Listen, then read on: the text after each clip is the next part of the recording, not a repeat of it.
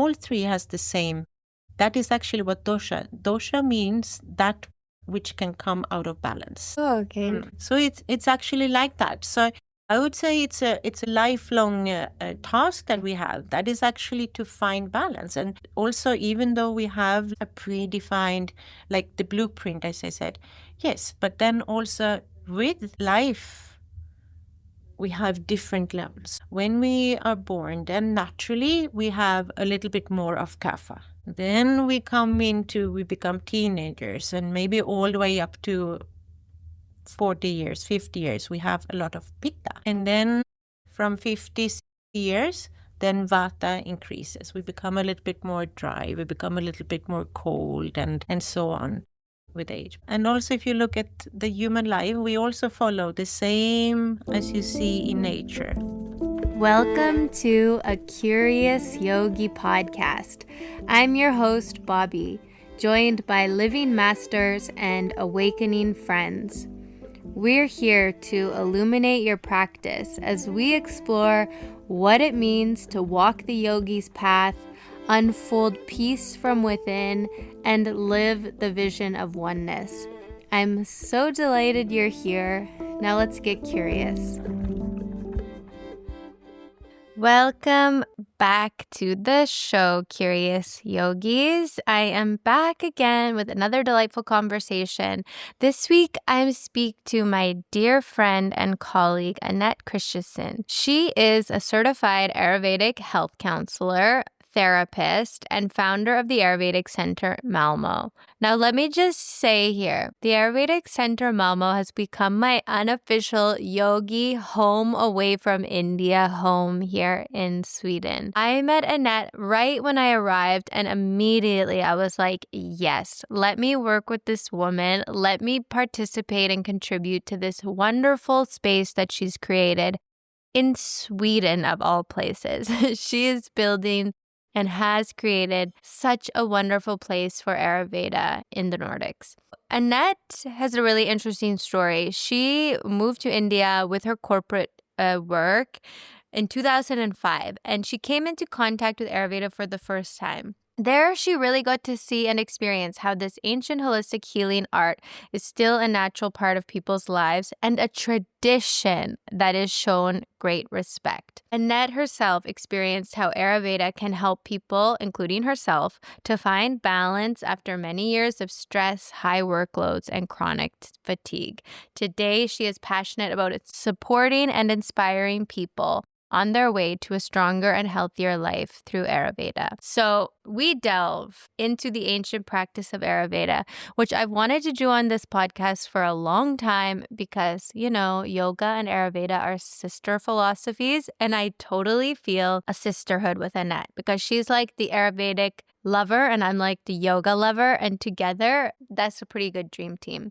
So in this talk, we explore the principles, the applications of Ayurveda into modern life, and the importance of daily routines for maintaining balance. And I'm speaking from personal experience here. These small little tools and practices and tips and lifestyle hacks, we can say, but they're not hacks because they're ancient and they make sense. They have helped me immensely in my own life. Annette highlights the significance of understanding one's dosha and the practical steps individuals can take to integrate Ayurveda into their daily lives. I've wanted to have this talk for a while because, all of us curious yogis, we are seeking a higher, more expanded, more balanced, harmonious life. The interconnectedness of mind, body, and nature, which is foundational to Ayurveda, applies to the yogi as well. It's so belong together. If you're a yogi, get into Ayurveda. So without much more pre-banter from me, I will just quickly once again invite those that are listening to head over to patreon.com/acuriousYogiPodcast and support the show by joining any tier, including free. Just get involved. Be a part of this community. I love to hear your feedback, your thoughts, your opinions on how to make the show better for more listeners like yourself. And finally, I've got some announcements with some special things coming up. The first two are with Anette, which is why we got inspired to have this conversation. In January, we will be hosting a 4-week course on using Ayurveda and yoga to manage to balance stress and ADHD. Hello, that's me, stressed out with ADHD. But Ayurveda and yoga have helped me so much. So I'm so excited to offer that course starting in January.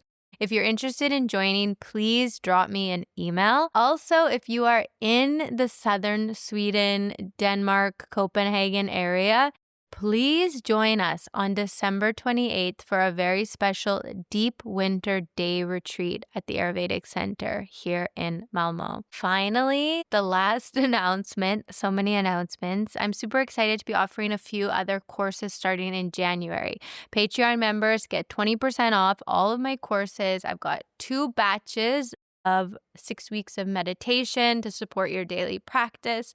And then another course I'm super, super excited to be offering, an intensive series for experienced practitioners, Yogasana Sadhana. All the information is on the Patreon page and also on my website. So reach out if you want to get involved, if you want to join. I'd love to have your presence and contribution and be a part of your yoga and meditation journey. So without further ado, here is Anette and I talking all things Ayurveda. Welcome, Anette, to a Curious Yogi podcast. Thank you, Mommy. Yes, this has been a long time coming because, well, for many reasons. One is because I wanted to have a podcast episode about Ayurveda for a long time now. I'm almost at 100 episodes and I haven't even had any conversation about Ayurveda. And secondly, because the Ayurvedic Center in Malmö has become like my unofficial second home, which is your beautiful center here in Malmö, Sweden. So it just felt very perfectly fitting that the Ayurvedic Center owner in Malmö would come and be the authority on Ayurveda for all the curious yogis that are listening. So thank you for taking the time out of your busy schedule. Thank you for having me. It's such a pleasure and such an honor. Yes. Yeah, I'm so happy. Good. So I think the best way to start our conversation is just to give the listeners a little bit of context, because I think it's always so interesting what brings somebody out of a corporate career, which I know you had for many years, into running your own business, but specifically your passion around Ayurveda. And I think, your story is unique, like everybody's story. What brings them into a non-conventional path, which has these foundations in something like ancient Indian medicine and lifestyle, which is not the status quo here in Sweden. Mm-hmm. What brought you into working in Ayurveda? So it was actually the corporate world that brought me to Ayurveda, you could say, in a way, because I spent about 2 years working in India for corporate business. And in that company, in that office, I would say, I had the pleasure of being almost the only foreigner. So I obviously had a lot of really interesting conversations with all the locals, and very soon understood that this Ayurveda was something, what should I say? It was very integrated into their lifestyle. I just realized the way that they were talking about things, I couldn't really relate to it. And then I understood, and they were sharing okay, this is Ayurveda. So it happened. So I started to understand, and I started to understand how they practiced it how it was actually a part of their day-to-day life. When I think the thing that really clicked for me was this, we had the board from the company, they were coming to India for a visit. And then one guy on my team, he says, okay, so now I have to get up even earlier and do more meditation, because we had such a huge task ahead of us. And I remember thinking what is he talking about? This is the first thing you cut out, because now we need to work hard. So it was just something that stuck with me. And then, I realized it makes so much sense. And he was just such a nice, loving person throughout it, because he took care of himself. And then A couple of years later, I came back, had almost burnt out, had the panchakarma treatments, and I was just like a new person after that.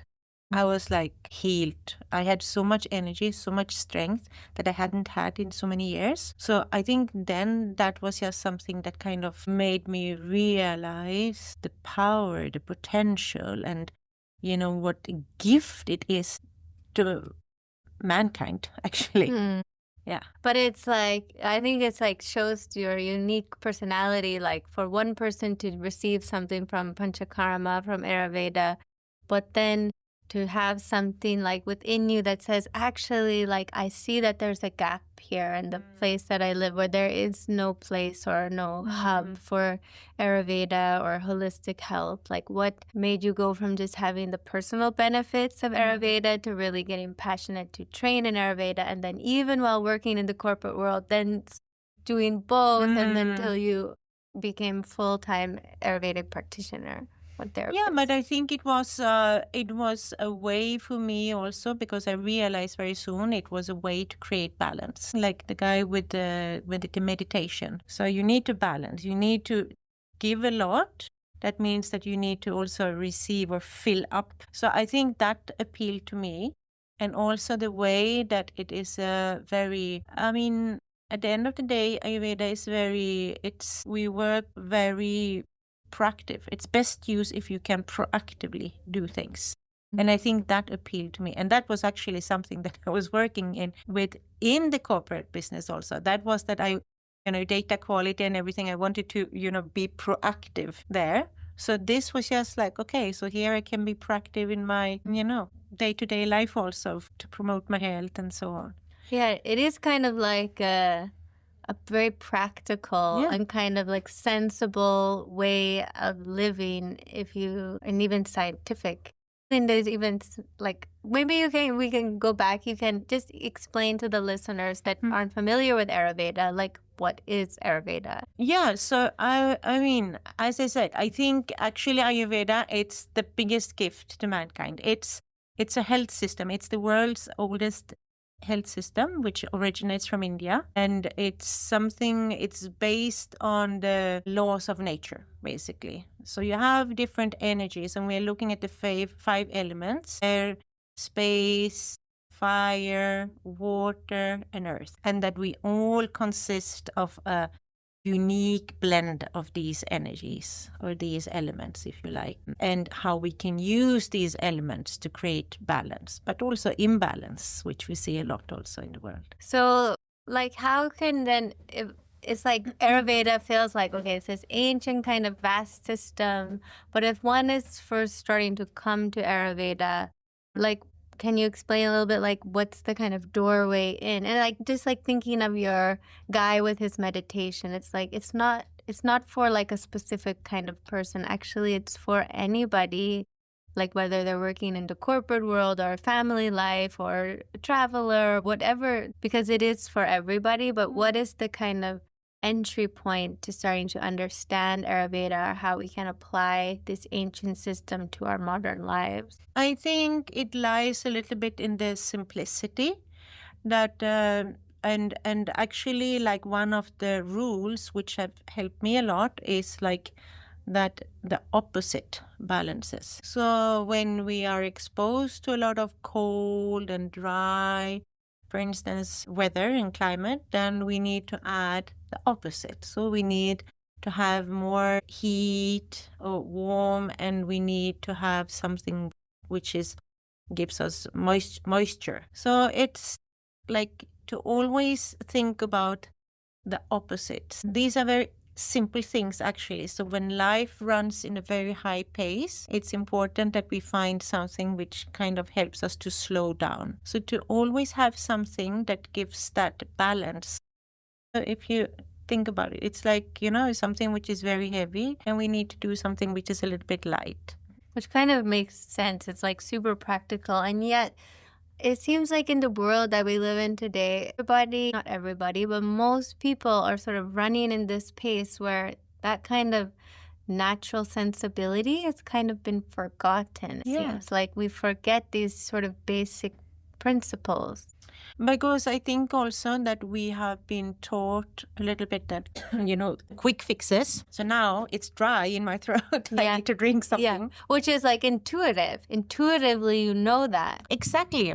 And there are so many things actually that we do without even thinking about it. But then when you start explaining and you put words to it, and actually I would say that I think when I sit in the consultations with people, I think the easiest way is always to explain, take examples from nature, because then that is something that people can relate to. So if you think, for instance, that you have a lot of fire, you have a lot of that drive, and maybe, your temper is a little bit bad and, frustrated and so on. And of course, like when we add more things to it, we add more air. Then air gives more life to fire. But actually, what we learn as very young is like when we put water on the fire, or when we reduce the oxygen, then the fire also reduces. Automatically it happens. And it's the same thing actually that happens like when we practice it in our own life. The same result happens. It's like, so I think it's just a matter of, probably, applying the laws of nature. And if we look a little bit about what happens in nature and we translate it in what happens in our own body, then we know what to do actually. And as you said, a lot of things we just do it. We don't even think about it. But when we start and everything starts, you have to start with insight, I think. Feel inside. Which comes back to your guy sitting and doing his meditation, because we live in such a fast-paced world. And I'm just thinking, of us and also the listeners. And it seems basic, but it's like, where do we kind of start? And if we think of like, yoga is a part of Ayurveda. It's within this. Ayurveda means what? Science of life or something. Knowledge of life. Yeah. Veda's knowledge, I know. So within that science are the practices of yoga and meditation, these ways of like creating some more balance and harmony in our lives. But it seems like, especially us, like living in the Western world where we've been kind of like conditioned, like you have to work hard and you have to go to work at this time, and there's not much room for, maybe however many thousands of years ago when Ayurveda was made, you didn't have to like have a red day to get a Thursday off of work. How can we weave in Ayurvedic principles, which is going with nature and using that intuition whilst living in a fast-paced, stressful world? That's a very good question, and I don't know if I have a good answer really, but I think a little bit again, if you think about the elements, so the elements that is, so vata consists of air and space. Fire is pitta, and these are no doubt, so these are qualities that brings like a lot of changes that we constantly have to adopt to new changes. It's like an ever-changing world that we live in, and also where we have to be very productive. It's like that fire, that drive, and all these. When we only focus on these energies, then all of a sudden it's not only ourselves, but actually the entire world is facing an imbalance, you would say. But it's the water and earth that is kind of slapping behind. I think what we need to do is more to learn to appreciate and actually value and see the qualities of these. Because normally we say, so these two elements, that is what we call kapha. Today, kapha, it's the one that is known to be heavy, low, and nobody wants to be heavy. But it's also the dosha which is very patient, it's very persistent, it's very loving. So maybe, if we think also that we need all of it, but it's like we have forgotten to appreciate those qualities, and we only appreciate the other qualities. That is like what gives you status. That is what gives you, appreciation and all these things. While we desperately look, if we had more of a loving nature, more patience in the world, then everything would look a lot different. The pace doesn't have to be so high constantly. Yeah, and I'm also thinking like if one was to like welcome in or encourage in more of the kapha qualities into our personalities would also mean slowing down, setting boundaries, saying no, prioritizing rest, like which that just creates a more well-balanced person. Because like I know when we're speaking of the doshas, each of us has a dosha, which is, we can say, constitution that's like more dominant in our personality. But is it that we have all three within us, and the goal kind of is to find the sort of perfect balance of those three? Yeah, exactly. So we have, just like you find all these 5 elements in the nature, we have all these 5 elements, and we have a unique blend of these elements, which becomes our individual blueprint, if you like. It's a unique setup of this. And that is what, to a large extent, makes us whoever we are. So a person who has a lot of these air and space, that would be a person which is very light, which is very, changes quickly, very spontaneous, also a lot of energy. But of course, as these energies, become more in you, then that creates an imbalance. And it's the same with all three. All three has the same. That is actually what dosha means, that which can come out of balance. Oh, okay. So it's actually like that. So I would say it's a lifelong task that we have. That is actually to find balance. And also, even though we have like a predefined, like the blueprint, as I said, yes, but then also with life, we have different levels. When we are born, then naturally we have a little bit more of kapha. Then we become teenagers, and maybe all the way up to 40 years, 50 years, we have a lot of pitta. And then from 50 years, then vata increases. We become a little bit more dry, we become a little bit more cold, and so on with age. So it's actually, we follow. And also, if you look at the human life, we also follow the same as you see in nature. It's like fall. We see. It's the, what do you call it? Fall of life. The cycle. Yeah, it's a cycle. Like, even that's something I learned from you, which I found so interesting, that even the cycle of the doshas like goes into the 24 hours in the day, which made so much sense to me of like why we practice yoga in the morning, because it's kapha time, right? Like between 6 and 10? 6 and 10, yeah. So that's why it's kapha. So we are slow, like energy is like coming out of sleep. So we want to do our asana practice and maybe some kind of breathing like Kapalabhati that kind of energizes. Yeah. And like it's so, because that's the opposite. And then in the evening, which it's 6 to 10 is so then pitta. We have no. Okay, so we have from 2 to 6 p.m.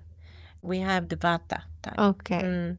And then 6 to 10 p.m. again we have the kapha time. Okay, and then that's when you wind down and you get ready for sleep, but you can still have your practice. Absolutely. In those times. Exactly. But during that kapha time in the evening, exactly as you say, then it's more like we want to slow down, because we have given a lot also. I've been working all day.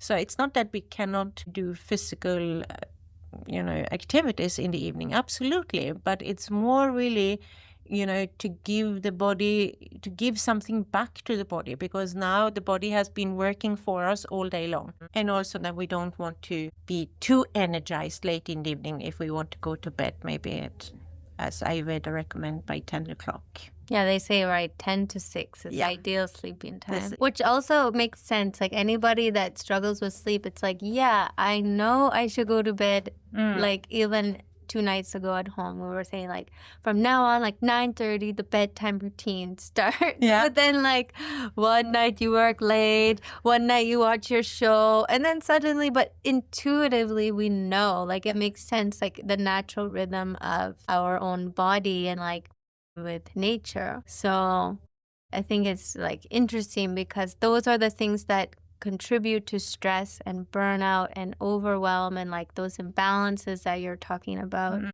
But if like we can do, like you said at the beginning, start simple, like if you were to meet somebody that's listening, they're totally new to Ayurveda, like what are some of the sort of basic applications we can start to think about if moving more towards these like ancient ways of optimizing health, you can say? Yeah, but definitely sleeping is one of the, I mean, if you haven't slept well in a week or longer period, then you know exactly how important your sleep is actually. And I have had so many people who come with, they have been burnt out maybe, and they have stress, anxiety, ADHD, a lot of these things. And one of the first things I tell them is like, okay, you need to create daily routines. And one of the first routines you should focus on is your sleep pattern. And so many have come back and said, like, they would never ever imagine what big impact it would have. It was even one girl, she came and she had been suffering with anxiety for years.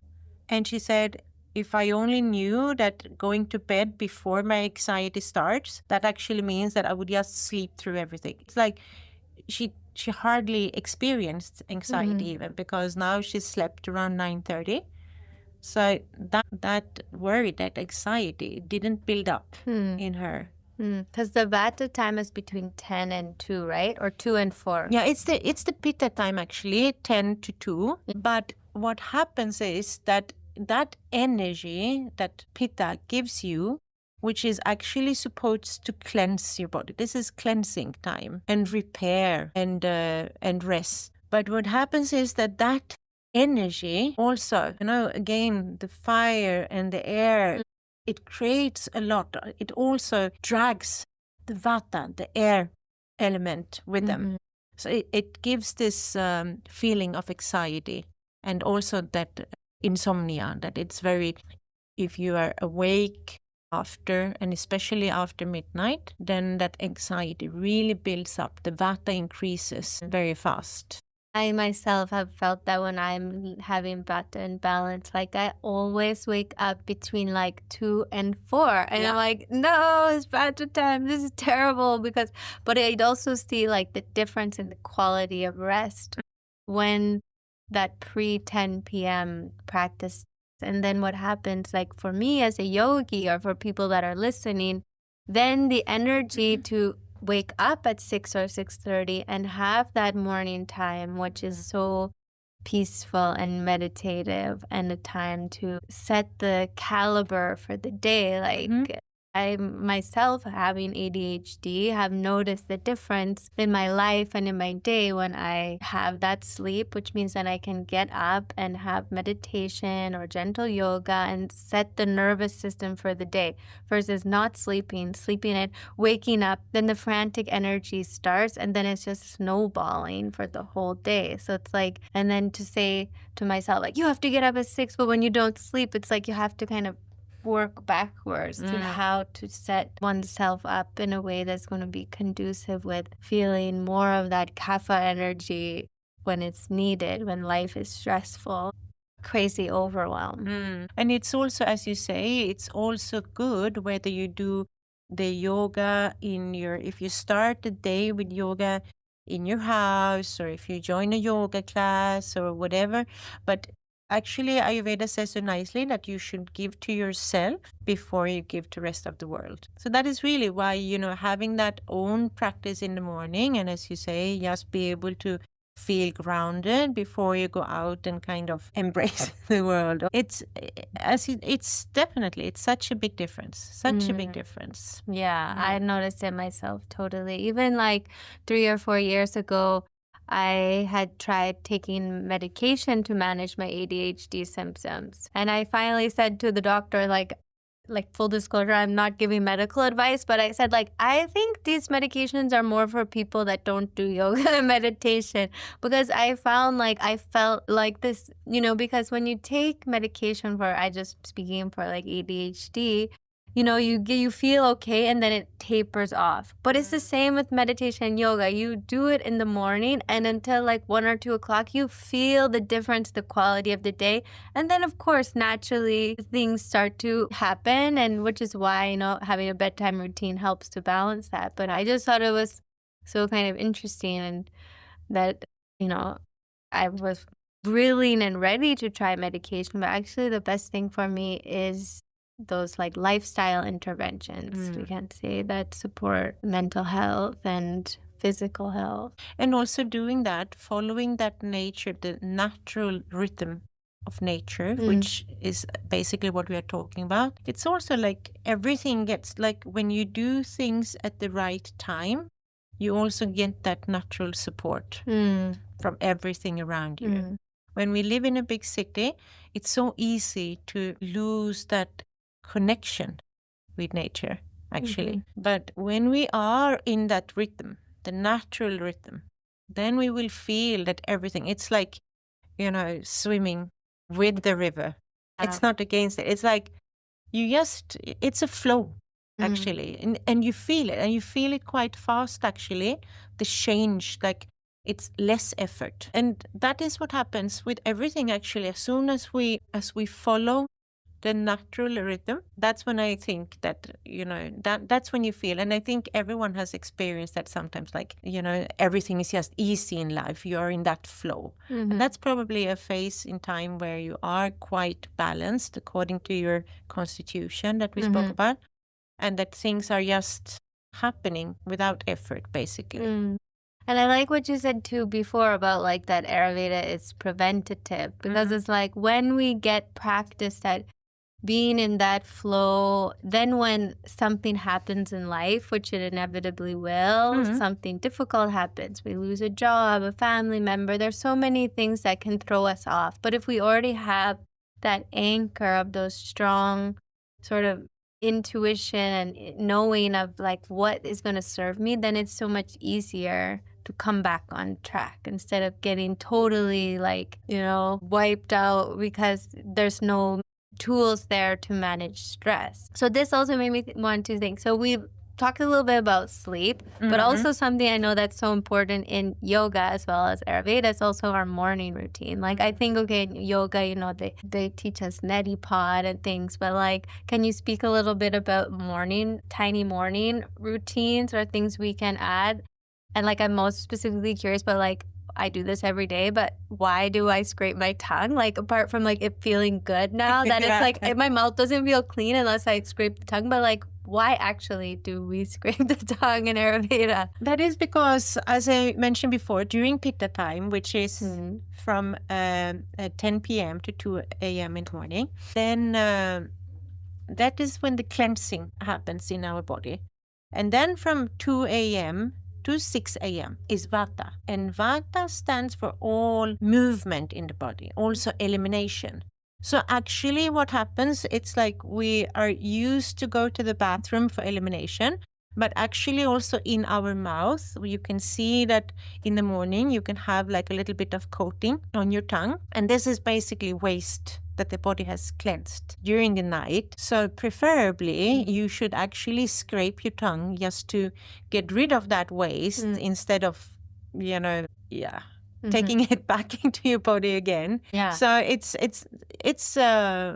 definitely, but it does feel intuitive, like once you start doing it, like the days where you don't or traveling or whatever, it's like subtle, but then you start to notice. Yeah, exactly. Definitely. And actually also I would say that it's not very often that we naturally look at our tongue during the day. But if you do that as a morning routine, it can actually also give you an idea, because if that coating becomes very thick or you can see that it spreads, it's also an indication that ama, which is basically waste or toxins in your body, is building up. So that is also an indication for you that maybe you should do some cleansing, or maybe you should drink some herbal tea or eat some khichdi, just to strengthen the inner fire, your Agni. So it's actually also a very good idea a way to just see a little bit the status on your inner body. So that's another thing. Also, another good daily or morning routine is to start the day with some boiled water or a herbal tea, but boiled water.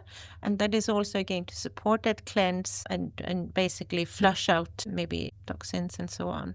Yeah, like that's something like me and Simon every day. Like we do it. And I think it's also like these are like small, simple things. Like people somehow, when we are stressed and overwhelmed, and it's like, I can't do possibly anything more. But in like, a matter of even 10 minutes, just speaking for myself, what do? I wake up, I put the kettle on, I brush my teeth, I scrape my tongue, I get my hot water, I sit down and I meditate.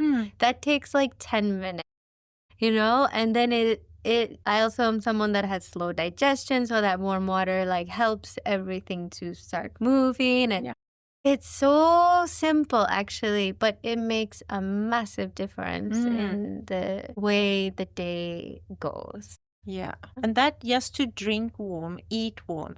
That's also another very simple routine. Just talking about general routines, we spoke about, sleeping habits and following the rhythm of nature, but also just to fill up with some warm water and some cooked food.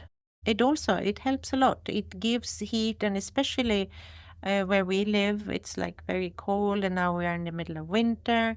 To just fill up with something which is warm and a little bit heavy, it's very grounding. And also it cleanses and strengthens that digestive fire. I think for the people that are listening, everybody listening is interested in yoga, meditation. So I think these are simple or sort of natural ways to start integrating, because this does create, in yoga, we say we are working towards sattva, the quality of clarity and lightness and a kind of brightness. And it begins, or maybe not begins, but it includes like taking care of our physical system, because if we're wanting to cultivate that quality of sattva, of brightness and lightness and clarity within our inner space, our mental space, of course, like the mind and the body are so interconnected. And that's one of the main teachings of Ayurveda and yoga, that, they are connected. Same with like the mind and the breath. You want to balance the mind, you balance the breath. You want to balance the mind, balance the digestion. Like, it's so kind of interesting to see how the philosophies weave together, and also the practices, they are supportive of each other. Like if we do those, tongue scraping and warm water before we do a yoga practice on an empty stomach, then what happens is the digestion gets going, we have a movement through the digestion, and then we have warm breakfast. It's like already the pitta and the agni in the fire in the belly is going, and that sets your like fuel up for the day. It's like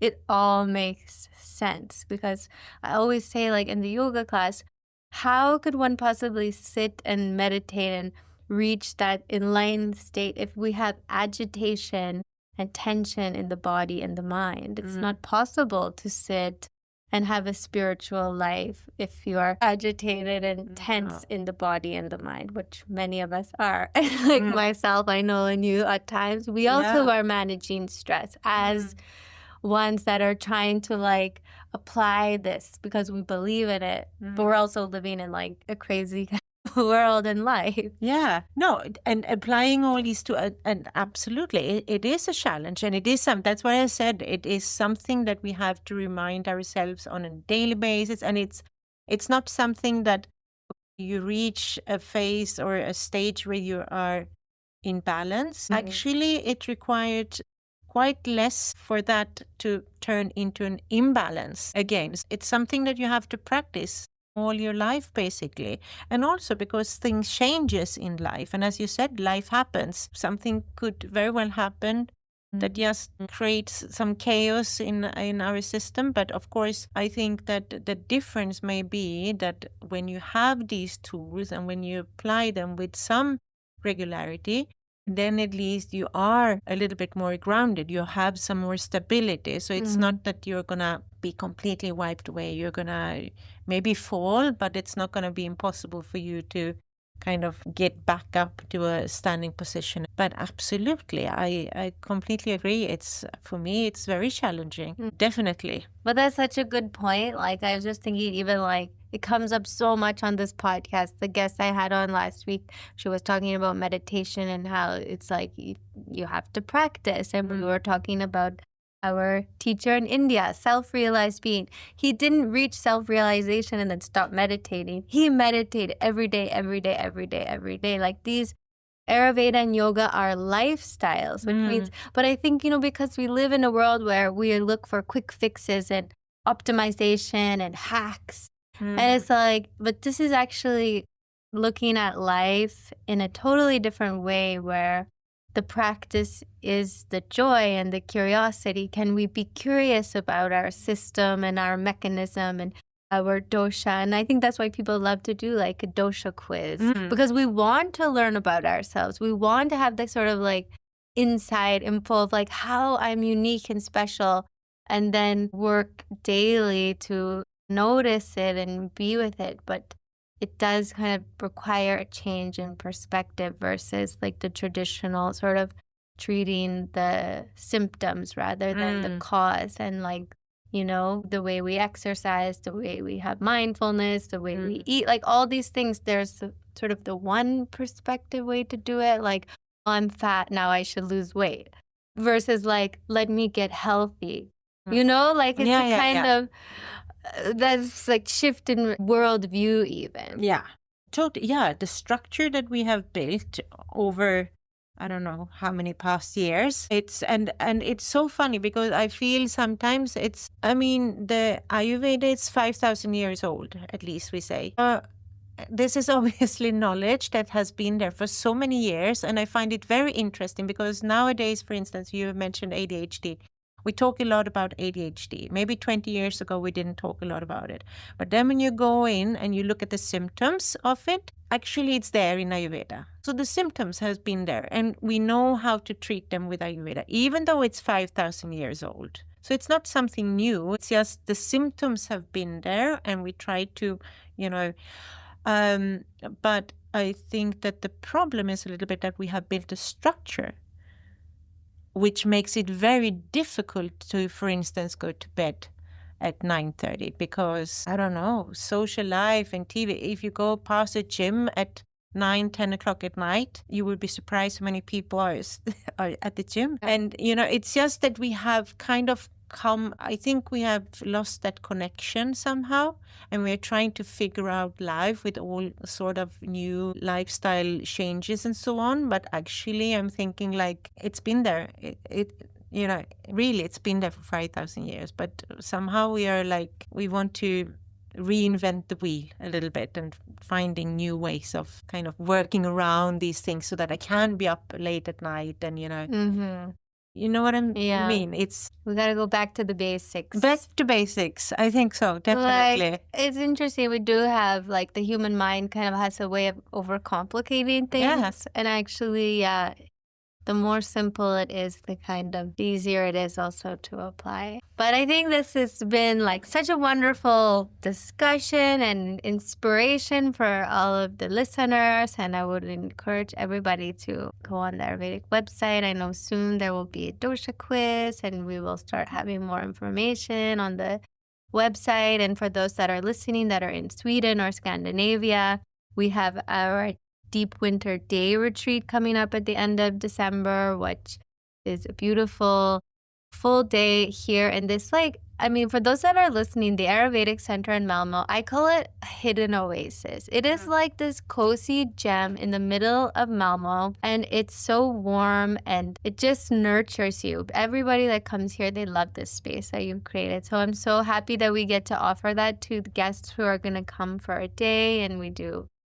a lot of releasing, letting go of this year, making space for next year. You'll make some delicious, nourishing Ayurvedic food and teach us some of the more of those Ayurvedic self-care practices. So that will be great. And then in the new year, you and I also will offer a short course on ADHD and stress. And then I think you also have a couple other courses, like for those that are listening, looking to learn more about Ayurveda. Yeah.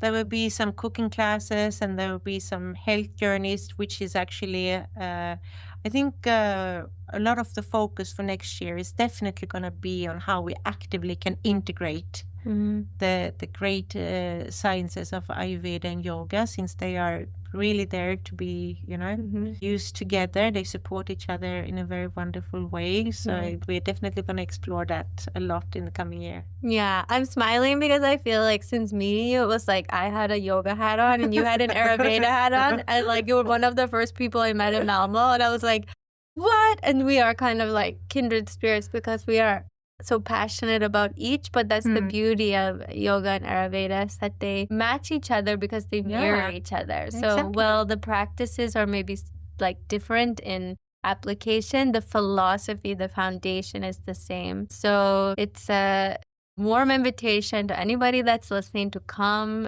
visit the beautiful Ayurvedic Center here in Malmö, and stay tuned also because this is where I'm teaching all my courses and workshops in the future here. So for those that are listening, want to come study with me, I am here, and in the summer hopefully we'll do some workshops and things. So I always finish the episode with 3 like quick fire questions. And like you can give like a little bit longer answers. Some people go on and on, but just 3 quick questions. So the first one is, at this point in your life, are you still curious about anything? I'm curious about Ayurveda. Honestly, I learn so many things every day. Every client that comes in here, I learn something new. And I find that is probably the reason why I am so passionate about it, because I'm a quite restless person. I easily lose interest if it's like, but here I've been going on for so many years already, and honestly, I learn something new every day. I love it. Beautiful. I'm curious. Yeah. Since coming here, I've also gotten so much more curious and knowledgeable in a teeny tiny way about Ayurveda. And then I'm just curious also, this isn't one of the questions, but what is your dosha? Pitta. You know? Yeah. Yeah, so funny. Okay, the next question is like any words of wisdom, or like, kind of, the Sanskrit word is Mahavakya, like a great saying that kind of stays with you, like you've heard somewhere, or kind of inspiration for the listeners. Wow, this was difficult. The back of Mahavakya, the wise words, can also be just from your own wise words of those that are listening, to take some inspiration from.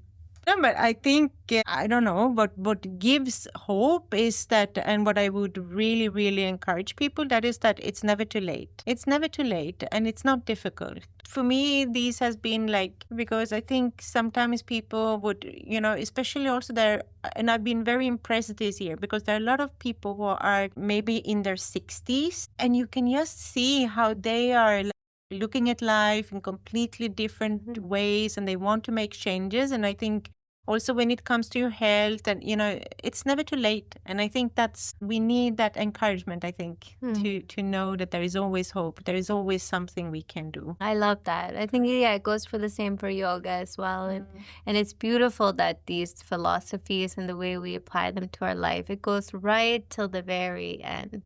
They are always relevant. Good reminder. Okay, and then the last one is, if you could sum up this conversation in one sentence. What would I say? Reconnect with nature. Beautiful.